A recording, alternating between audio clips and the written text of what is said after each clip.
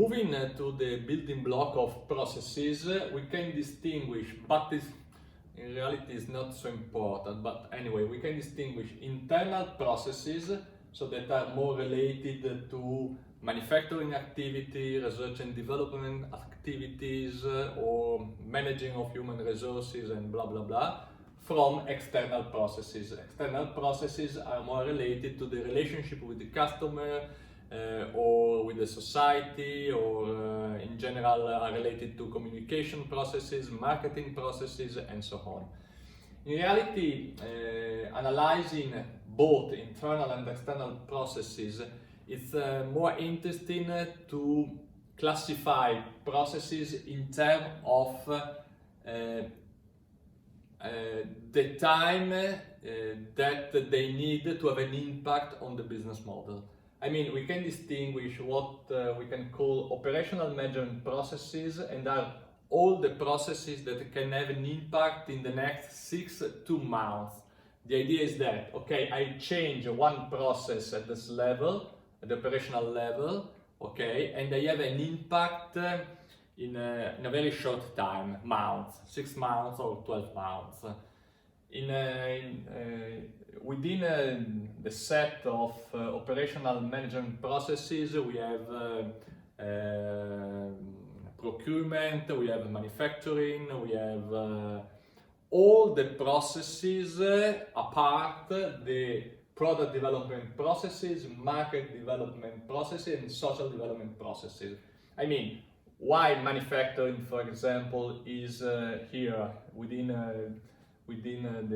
the set of operational management processes? Because if I'm able to find a way for example, saving money, okay, the impact, the effect is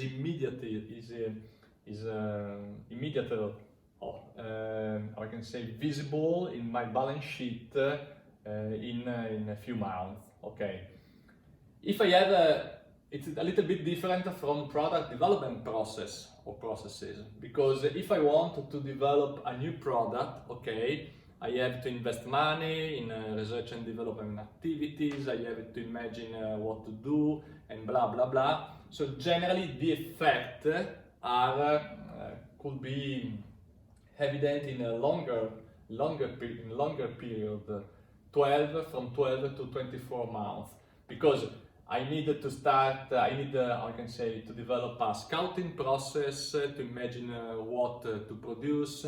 I have to collect different options, then I have to select one option, then I have to start to develop a prototype, then I have to imagine how to develop the prototype, I have to test the prototype, and so until I'm able to sell it on the market. So I need more time. And I need even more time if I want to develop a totally new market. I mean, I want to start to sell my product in China, okay. Before to imagine our product to develop, I needed to analyze the Chinese market, the needs that are specific for Chinese people. I have to understand how to deliver the product. Then I can start to imagine which product can I develop for that specific market and go on. So I need more months, generally 24, 48 months to develop a new market. Even if the idea of new market is connected to geographical market as an example, but also if I want to develop a new, I can say, product market. So I want to enter in the market of mobile phone, okay, it's not so easy. And of course I needed to analyze the market, the new market in which I'm not operating now, before to imagine the product that I can develop. And I need even more months, more time to have effect if I want to develop social development processes.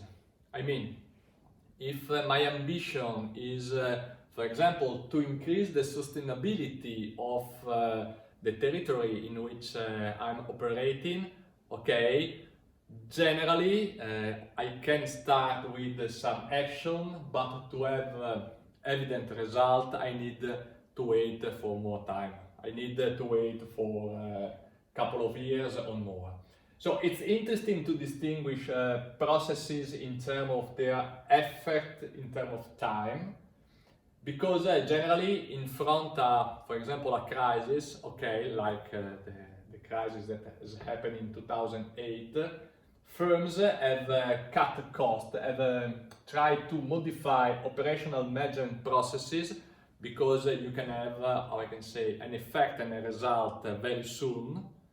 But if the crisis is not a contingent crisis, but is a structural crisis, if there is a new paradigm, economic paradigm is coming, okay, you can act at this level to reach as soon as possible some positive result, but you have also to imagine new product, a new market, or even a new approach, for example, to sustainability, because in a wider period you need to rethink about this element to be competitive.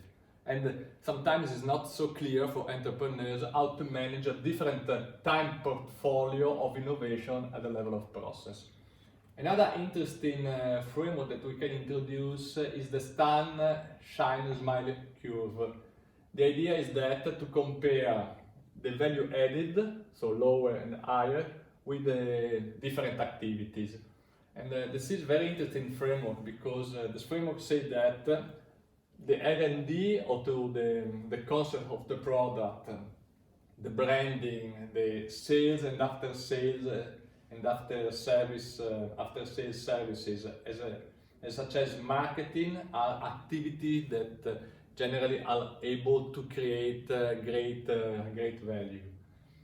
Otherwise, design and distribution, but especially manufacturing, are generally not so good, not so useful to create value added. And it's interesting because this is interesting to analyze our economic system, because Italian firms are very strong on manufacturing. But as this framework shows, manufacturing is not generally so value-added activity. I mean, for example, close to Venice, there is an area, a geographical area. The name is very close to Brenta, that is a river, in which they are very able to produce very high-level women's shoes, and it's very difficult to produce elegant women's shoes.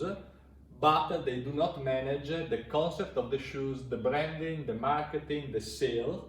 And so the firms that have a lot of competencies in manufacturing are not so able to create a big profit, because all the margin are get by Louis Vuitton or Gucci or other brand companies that develop these activities, not the manufacturing, but the concept, the branding, the sales and the marketing. Okay, and this is very interesting to understand which are the weaknesses of our, in some sense, economic model, Italian economic model.